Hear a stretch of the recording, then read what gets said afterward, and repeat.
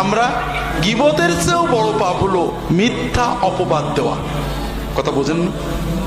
আর এটা আমরা দিই। আল্লাহ রাসূল সাল্লাল্লাহু আলাইহি ওয়াসাল্লাম বলছেন, মান ক্বালা ফি মুমিনিন মা লাইসা ফি আসকানাল্লাহু রাদগাতাল খাবালি হাত্তা ইয়াতিয়া বিমাখরাজিম মিন। যদি কেউ কোনো মুসলমানের ব্যাপারে এমন কথা বলে যেটা সত্য নয়, কিয়ামতের দিন জাহান্নামের মানুষদের রক্ত, পেশাব, পায়খানা, পুজ যেখানে জমা হবে সেই সাগরের ভিতরে আল্লাহ তাআলা ওই ব্যক্তিকে রেখে দিয়ে বলবেন, তুমি যে অমকের ব্যাপারে কথা বলেছিলে এই কথার দলিল দিয়ে এখান থেকে বেরোবা। ভাইরা, একটু সচেতন হন।